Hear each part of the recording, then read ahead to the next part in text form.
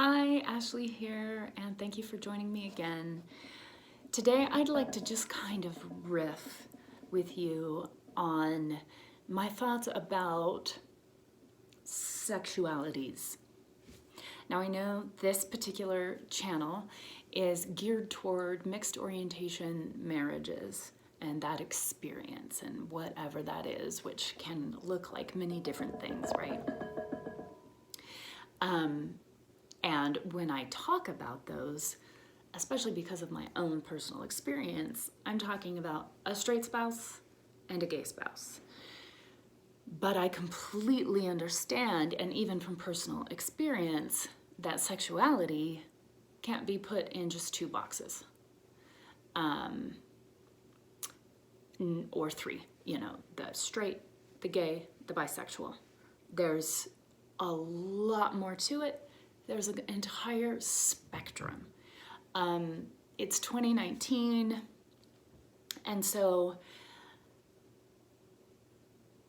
we are in a time where we are moving away from hard and fast labels, right? So,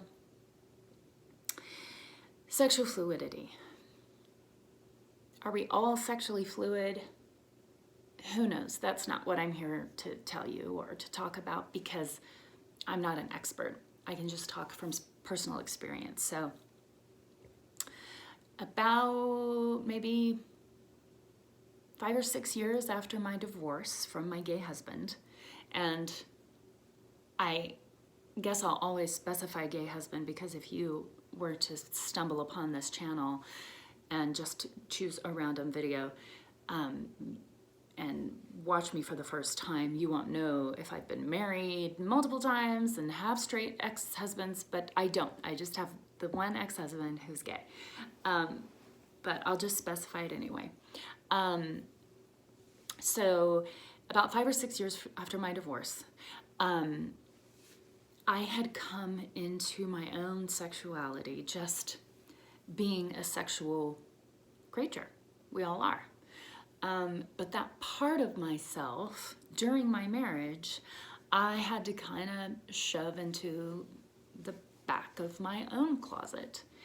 And the reason for that is because if you are really looking at who you are as a sexual human being, your sexual essence, your sexual energy, your sexual desires, when you're in a marriage with someone who doesn't desire you sexually, and that you have no real sexual connection with, like a mixed orientation marriage, then your rate of deterioration is much faster, and your level of deterioration can go much deeper.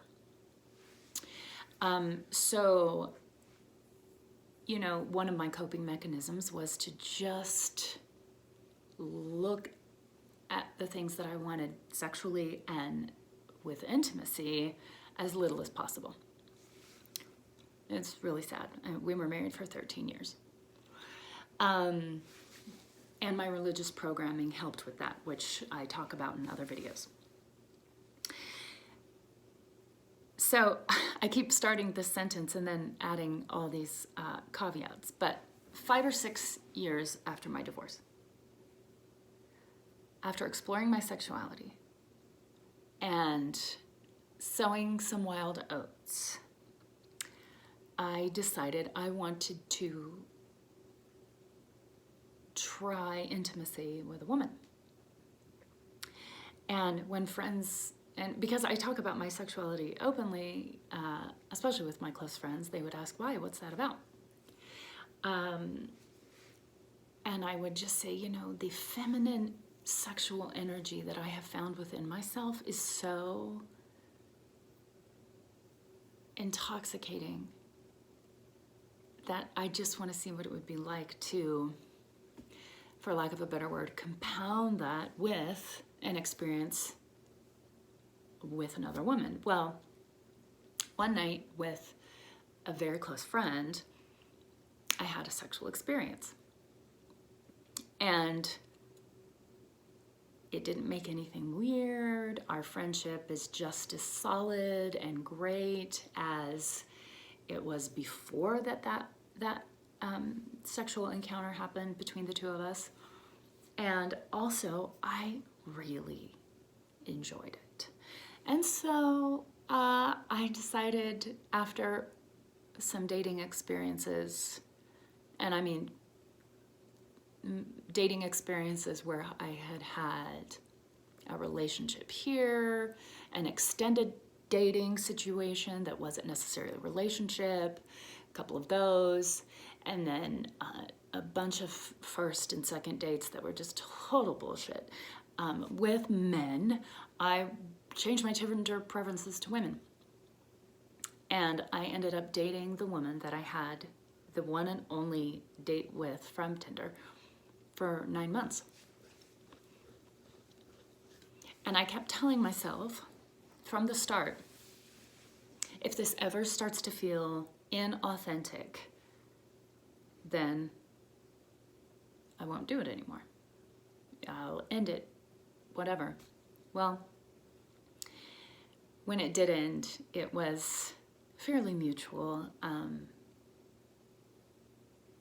I feel. I'm not sure if she would have the same sentiment on that, and that's okay. But I don't think I will do a dating relationship with a woman again. But I am open and have been open to having sex with a woman again. It's not something I crave. On occasion, on rare occasion, I will crave it.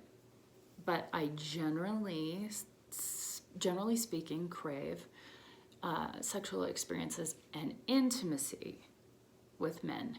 And I do talk about sexuality versus intimacy, or sex versus intimacy, how they're different, how they play into each other, in another video.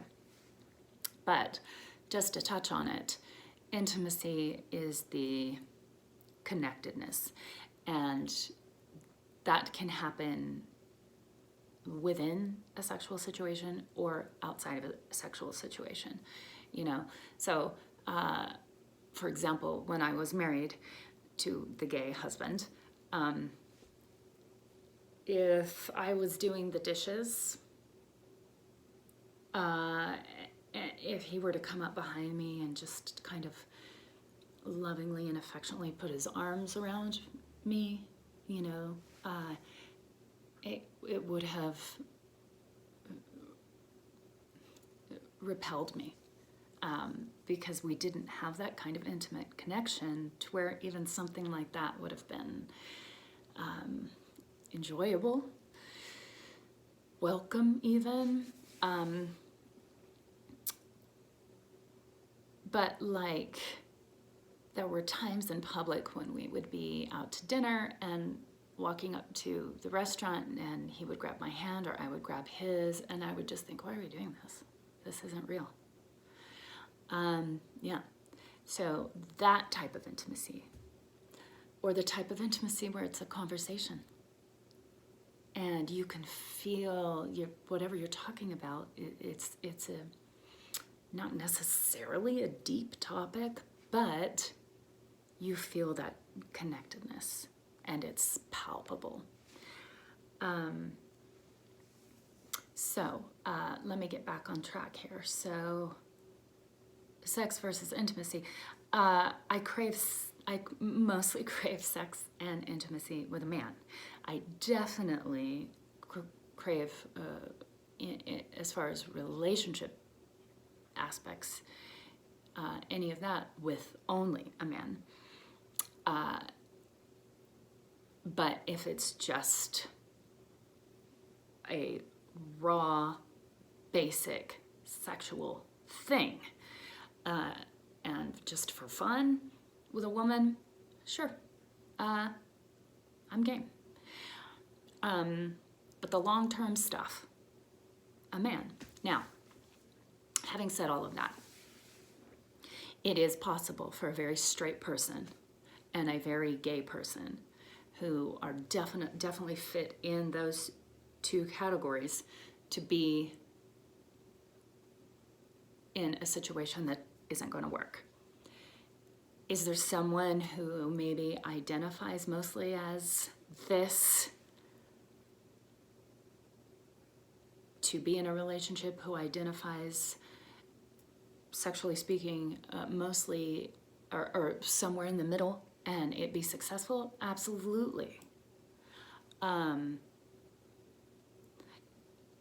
it's those successful ones that aren't part of the problem.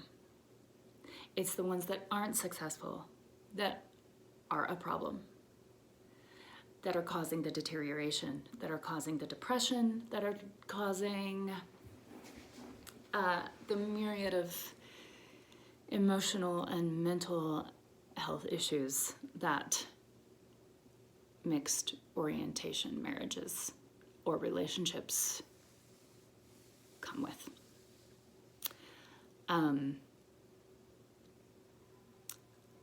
There will be a time very soon, I feel, that we won't talk about mixed orientation marriages in the same language, because I believe that as the newer, younger generations are coming into their sexuality later in life, more and more over the next few decades, it's going to not only happen less,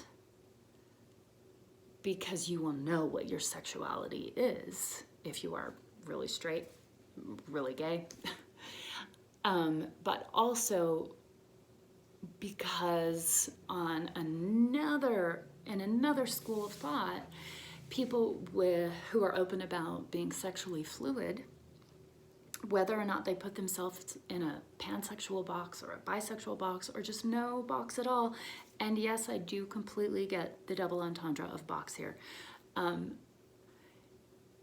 It's going to be like, what does my sexuality matter? I'm in a relationship with this person and it's working, which takes me back to the sentiment of when it's not working, when the two sexualities are not compatible, that's when it's a problem.